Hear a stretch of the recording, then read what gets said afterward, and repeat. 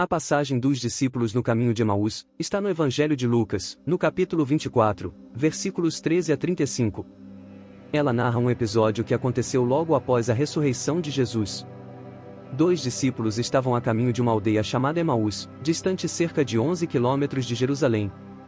Enquanto caminhavam, eles conversavam sobre os eventos que haviam acontecido nos últimos dias, particularmente sobre a crucificação de Jesus e os relatos de que seu corpo não estava mais no túmulo.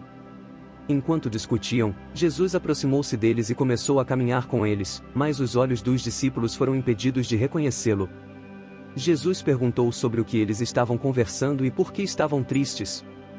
Um dos discípulos, chamado Cleofas, explicou os acontecimentos, falando sobre como Jesus de Nazaré, um profeta poderoso em palavras e ações diante de Deus e de todo o povo, havia sido entregue para ser crucificado. Eles também mencionaram que algumas mulheres do grupo dos discípulos haviam encontrado o sepulcro vazio e que alguns dos apóstolos confirmaram isso, mas ninguém havia visto Jesus.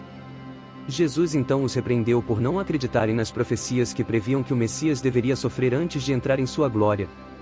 Ele começou a explicar as Escrituras, desde Moisés até os profetas, mostrando como tudo apontava para ele mesmo. Ao chegarem a Emaús, Jesus fez menção de seguir adiante, mas os discípulos o convidaram a ficar com eles, pois o dia já estava terminando. Ele aceitou o convite, e durante a refeição, ao partir o pão, os olhos dos discípulos foram abertos, e eles finalmente reconheceram que era Jesus. No mesmo instante, Jesus desapareceu da vista deles. Os discípulos, maravilhados, lembraram-se de como seus corações ardiam enquanto ele explicava as Escrituras durante o caminho.